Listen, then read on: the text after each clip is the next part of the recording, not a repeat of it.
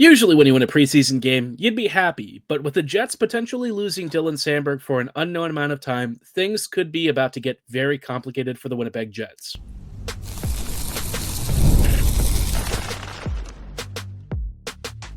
Your Locked On Jets, your daily podcast on the Winnipeg Jets, part of the Locked On Podcast Network, your team every day.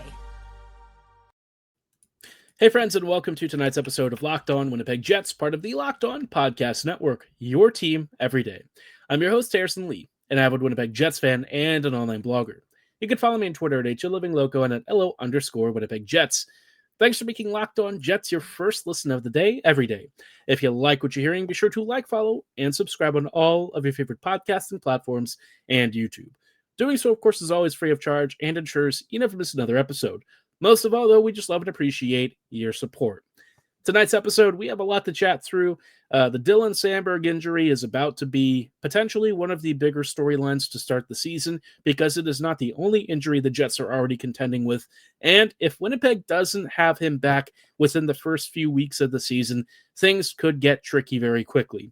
We'll chat about that, as well as the strangeness around the Kyle Connor contract. After it seemed like there was progress being made, there does appear to be another, stumbling point, blocking point, whatever you want to call it. And this one might be a big one for the Jets to overcome. They don't usually like to do the kind of thing that he's asking for, and it might be perhaps something that the Jets want to have another conversation about.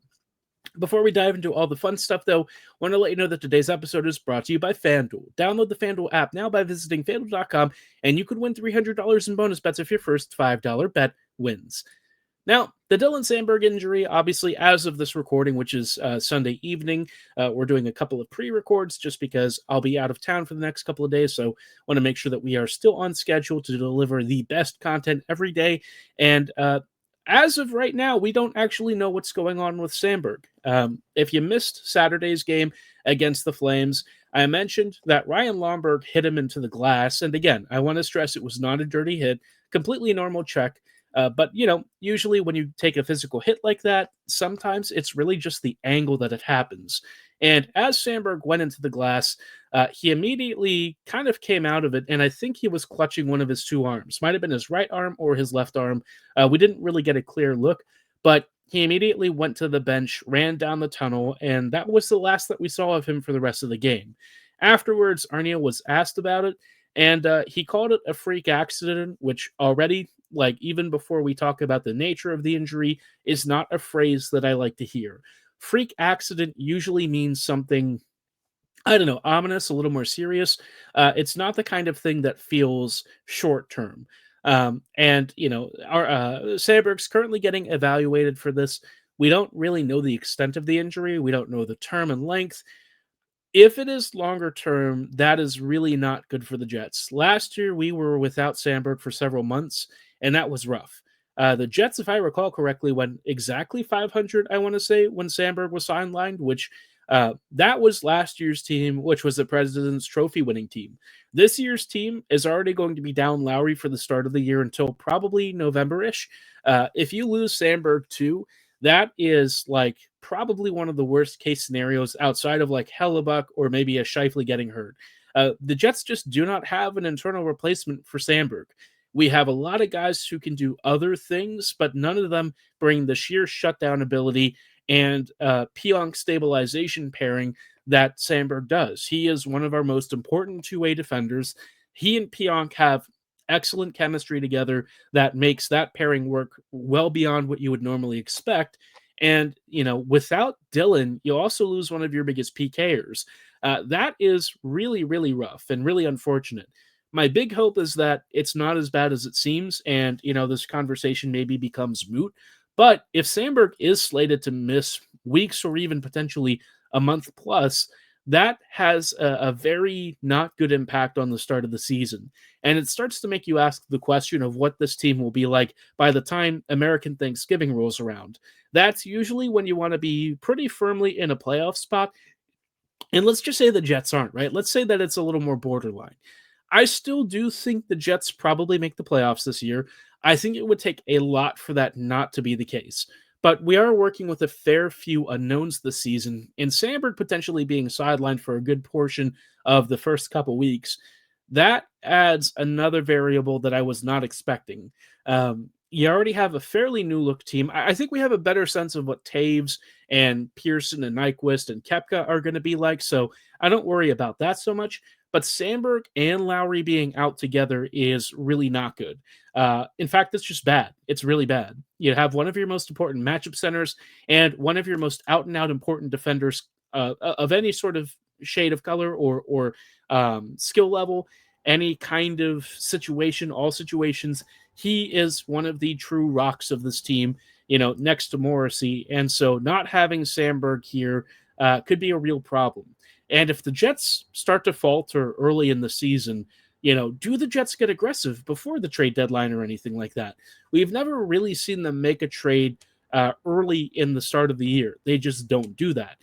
In fact, they usually wait until the last possible second to try and do something. Usually the trade deadline is their big moment where they'll maybe bring in some depth reinforcements. They have never tried to go for a big name at the start of the season, though. And I wonder if that changes if Samberg is out, if Lowry is out, and the team really starts to falter the first few weeks. I doubt it. That would be very much against Winnipeg's behavior. I tend to think the Jets try to be a little more reactive on certain things. And, you know how I feel about that, right?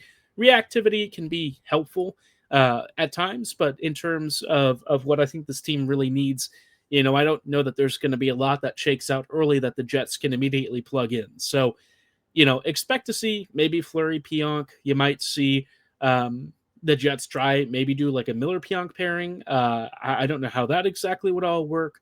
There are options. Heinola Pionk would be interesting to me if that were to be a thing. I doubt it will be. I sort of understand where Arniel's headspace tends to be, and I don't even know that Heinola has a shot at the third pairing. So I would not expect him to really have a shot at the second pairing, even with injuries in consideration. Assuming, though, that maybe, Fleury gets elevated, maybe then you could have Heinola Shen as your third pairing. I think that is a way to make that pairing work, especially if you want good puck-moving ability. Heinola Stanley could also be something that you take a look at. Obviously, my preference is that Miller does start in this group somewhere, but I know the Jets don't always agree with that, so the Samberg thing, it's going to be papering over for as long as he's out. Hopefully, it's a really short-term thing, and all of this conversation ends up being moot, but suffice it to say, it's not a great feeling when you talk about a freak accident and no one seems to really be talking about the timeline. That is a little bit concerning. I think for the start of the season, really one of the last guys that you would want to see injured and truly one of the foundational cornerstones of this franchise right now. He's one of the 5 skaters and players that I just don't think you can really live without for very long. So cross your fingers, Samberg is not hurt for too long. He is one of our most important guys, one of the rocks that the team really leans on. And whatever's going on with him, please, please, please, please, please, please, please let it be short term. He is so critical to everything the Jets do. And without him, like I said, last year's team was a 500 team almost exactly. So not great for him to be injured already. Of course, though, this situation is not the only one the Jets are monitoring. The KFC contract continues to be interesting. We haven't really heard much after there was news of some sort of progress. Things appear to have hit another halt, and it's something that may not be resolvable in the usual sense. We'll chat about what the sticking point is and how the Jets might approach this in just a brief moment. Before we do, though, speaking of money, I want to talk to you about making sure that you're always aware of your finances by using Monarch Money. Most people can't name all their financial accounts or even what they're worth. Whether it's 401ks, properties, or investments, if you don't have the full picture, you could be leaving money on the table. Monarch Money is here to help. It's an all-in-one personal finance tool that brings your entire financial life together in one clean, easy-to-use interface on your laptop or your phone. Monarch is built for people with busy lives. If you've put off organizing your finances, Monarch is here to help. It does all the heavy lifting for you, linking your accounts in minutes so you can see clear data visuals, get smart categorization of your spending, and finally feel in control of your money without ever touching a spreadsheet. If you have a partner or spouse, you can also have a shared account that lets you set goals together and always stay on the same financial page. Or if you are somebody who does lots of day trading, this is a great opportunity for you to track your spending habits, figure out which investments have done well, and if you're somebody who's doing longer term investments, you can see how your portfolio is faring, what looks to be needing some adjustments, what's doing, the best work for you, all without touching spreadsheets. We all hate spreadsheets, and Monarch Money is here to help and make it as convenient for you as possible. So don't let financial opportunities slip through the cracks. Use code LOCKEDONNHL at monarchmoney.com in your browser for half off your first year. That's 50% off your first year at monarchmoney.com with code LOCKEDONNHL.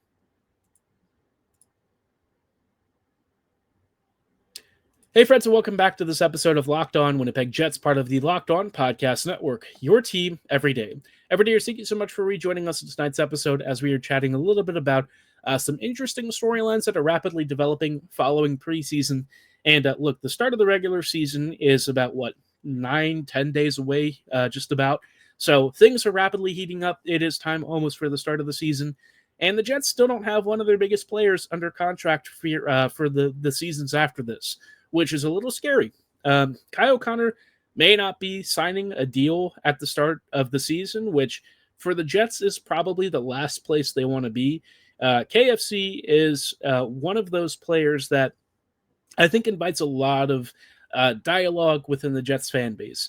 You know my personal feeling about Kyle. I've long said that he is a great luxury player in that if you have the cap space and you are like an elite contender, and it's not going to break the bank, I think KFC makes a lot of sense as one of those big finishers that can sort of elevate your top nine.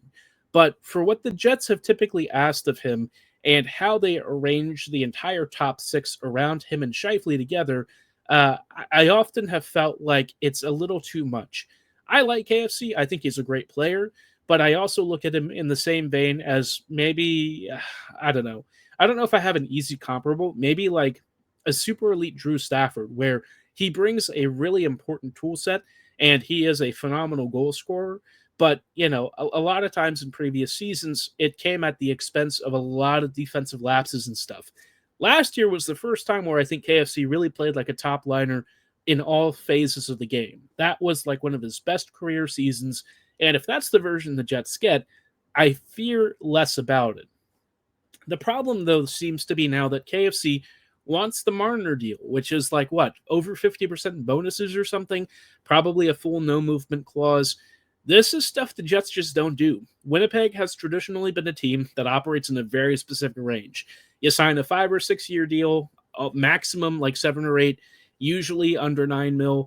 The Jets do not go over that, and it's almost never with huge bonuses. This would be like the first time that the Jets would ever do a bonus structure, and again, they just don't operate in this space. That's not how they are. They have never done this before, and you're talking about a player who's getting, 8 figures, 9 figures, something like that? 8 figures. That's just a lot of money for the Jets, I would think, to float about with a contract structure that is against the usual grain. And so if they do go into this with a lot of, bonus heavy structure being the primary thing, it could signal a shift within the organization about how they do this stuff going forward. I wonder if they're willing to do it, though. This is kind of a crazy thought, and it's not something that really occurred to me. But if this really starts to become a sticking point and the Jets just don't want to do this, do they start exploring the trade market? Never in my life would I imagine this to be a real thing. The Jets, they're not a team that ever trades players like this unless they absolutely have to. I think KFC wants to stay around. I wouldn't be shocked if, he is fairly interested in re-signing, but if the sticking point becomes the contract structure and neither side is willing to budge, you have to start having some real hard conversations. If you move KFC, obviously you'd need to get a roster player in return. And the number of teams that would even be willing to do that is probably not that big. I think a lot of teams would surely give up tons of futures for him, but how many teams would give you a young roster player in return? Well, I don't know. It'd need to come with some sort of a contract extension guarantee is my guess. You'd want it to be probably happening earlier in the season so that you get the max trade value on what remains of his current deal. All that stuff kind of coming into consideration. But, maybe you also think about the trade deadline. If you move him then, would you get more bang for your buck because his cap hits lower and the team can then, that's acquiring him, can then add some more stuff around it? I think it's a bit of a gamble. But all that said, this just isn't a really good place for the Jets to be. And if they go into the start of the season without some clarity on what happens with him, that's going to be a dicey situation. We already walked Ehlers to free agency. That one hurt a lot. And I know people are of very mixed opinions of Ehlers. I get it. I understand that he would have plays that were very risky, but he also was one of the most effective 5v5 creators on the team, was probably underutilized. He's already on Carolina's top line for a reason. I think you're going to see why very quickly. And so, suddenly we have some real concerns about what this team is going to look like this year. So, again, I think the most likely scenario is Connor resigns for like $12.5 million or something. But what this exact deal structure looks like, how the cap hit will work, and how the Jets sort of negotiate him asking for so much bonus money, I don't know how this is all going to work. This is going to be a very new set of challenges and, frankly, new territory for the Jets that they've never been in. Other teams that have lots of money don't really care about this stuff. They can, throw tons of signing bonuses and performance bonuses out there like it's nothing. That's not the Jets. That's not how Winnipeg operates. And this is, kind of a new era for Winnipeg hockey.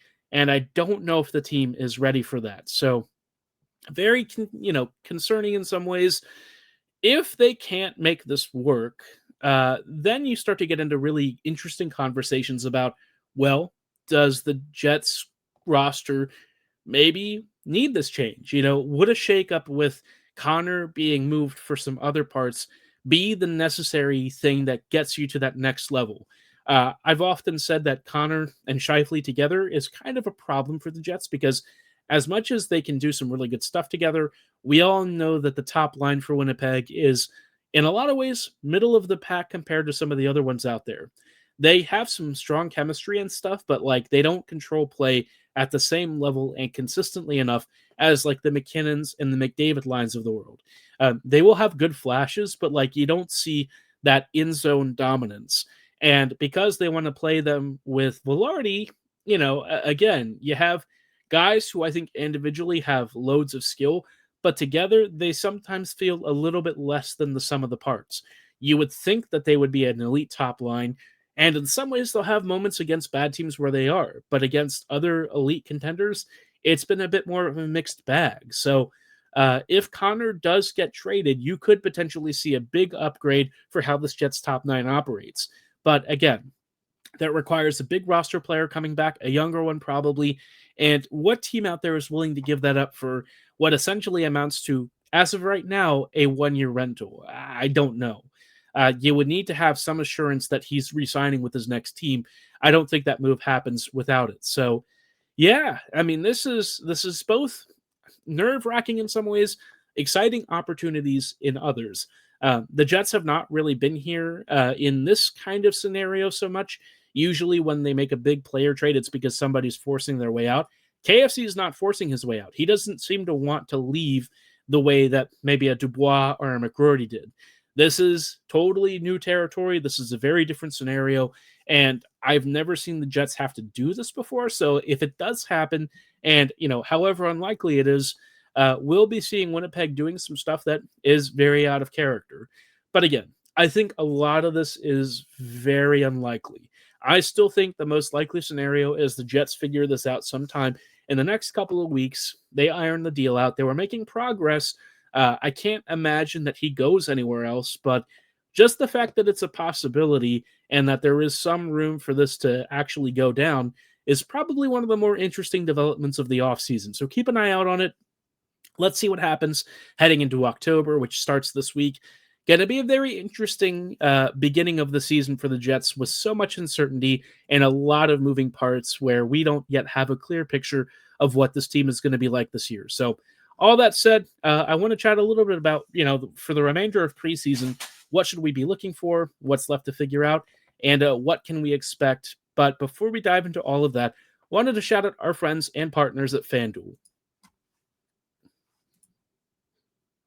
The NFL season is here, and FanDuel is making sure you're ready for kickoff with a can't-miss offer. Right now, new customers can bet just $5, and if your bet wins, you'll get $300 in bonus bets to use across the app. Maybe you're somebody who thinks the Chargers are finally going to have their Super Bowl run this season. Maybe you're a big Justin Herbert fan, or perhaps you are putting all of your faith in Carson Wentz to lead the Vikings to glory. No matter which team you support, though, this is your chance to win big. If you're a new user, $5 on a bet that wins gets you $300 in bonus bets. You can do everything from same-game parlays to jumping in live as the action unfolds, so you can play along with your favorite NFL teams. It's quick, it's easy, and it's the best way to add a little more energy to your Sundays. Ready to play? Download the FanDuel app right now by visiting FanDuel.com to get started. That's FanDuel.com to place your first $5 bet. Hey friends, and welcome back to these closing thoughts on tonight's episode of Locked On Winnipeg Jets, part of the Locked On Podcast Network. Your team every day. Every day, thank you so much for rejoining us in tonight's episode as we're just chatting a little bit about what happens now as we're kind of running down the final couple of weeks here before the start of the season. Preseason is obviously last couple of games this week, and then we're finally back on to real NHL hockey. I think a lot of you are probably excited about that. I know I'm personally excited for both the Jets and the Moose this year. I think this season has the potential to be very interesting for Winnipeg. And really for what I'm looking for this week, I want to see which guys remain the deepest into preseason before they get sent down to the Moose. I think camp cuts are always very interesting because the guys that make it the latest into camp are the ones that have the most potential to potentially come up, right? You know, get a call up either from injuries or just good rewards for performances, all that fun stuff. I think that could be very interesting in Winnipeg's case because Lambert, Chibrikov, Salamonson, maybe Jaeger, Ford, you have a lot of names who are actually in the mix for a call-up that you may not have had in previous years. We've already seen Chibrikov and Lambert play in the NHL last year. Lambert, I thought, was okay. Chibrikov, of course, had a couple of solid goals, and I think a lot of people were really hyped about him. Salamonson, I think, came into preseason this year looking a lot more ready for the NHL than I expected. So ready that I'm actually not really sure how much more he can improve at the AHL level. At this point, it might be time to get him some real NHL reps. Again, that's not likely, and I think it's also sort of in the same vein as Lambert and Chibrikov. You know, these waiver-exempt guys just don't really get a lot of time with the Jets. But this is where I think Winnipeg has a chance to really flip the script. You've got a team that's going to be decent. You know what they are probably going to be at the start of the regular season. You now may have to be without Dylan Samberg, though. You need to improve your offense then. If you can't have the same defensive structure and shutdown ability that you did during the previous year, maybe it's time to start boosting your offense across your four lines. Maybe some of these kids that you've got percolating with Manitoba are going to be the ones who can help you reach that next level. I'm not going to sit here and say that Lambert, Chibrikov, etc. are the guys that get this team into a deep playoff run. I think that's really unfair to expect, and that's not really what I would look for, right? I think whatever they do this year is building them for the following seasons. Get them used to NHL reps, get them integrated into the squad, make them, really compete with some of the veterans out there who have already done this before. They've already been through the league many times. Let them see what it's really like to get a taste of NHL action and what the pace of the game is. I think next year and the year beyond, in this 3-year so-called window, those next 2 seasons after this really feel like ones where the Jets can start to expand their growth and start to play in a different level. I think this season I continue to view as like a transition year. I know the team doesn't, and I know that they're not going to, even if they would never admit this, even if it was how they were looking at this season. I think the fact that they're not really investing a ton in the trade market, that they've signed a lot of 1-year deals and not really committed a lot in free agency, all of this just feels like the team is more interested in retooling, trying to figure out what they've got this year and going forward beyond that, pending where they are by, say, late November, early December, or even as late as the trade deadline. So the Jets have a lot of flexibility. I think that's good. I think that can get them into some good positions and make some good decisions, but I need to see Chevy really hit it out of the park. That's why the end of this preseason here is going to be so interesting for who stays up the longest, which guys really start to get the most solidified rotations in these final few games. And do we see maybe a surprise, right? Maybe Pearson doesn't make the team. If, say, a Parker Ford or something actually makes the Jets out of camp, that'd be amazing. I'd be super down for that. Let there be a real opportunity for the youth to do something special for you. Don't just sign veterans and then make them the anointed starters immediately. Yeah, Pearson brings a lot of championship pedigree and winning ways from a lot of other teams, but we've seen what his age has kind of done to his skating. Let some of these kids who can really help you take that next step forward and give you a little more support have a shot to make the team. You don't want to close off all these doors and have kids basically, doing the Ville Heinola thing where he waits around for 4 or 5 years before he ever even sniffs the NHL. That kind of stuff really pisses off kids. It makes them less likely to sign those ELCs for a lot of the kids who have some room to negotiate their own futures.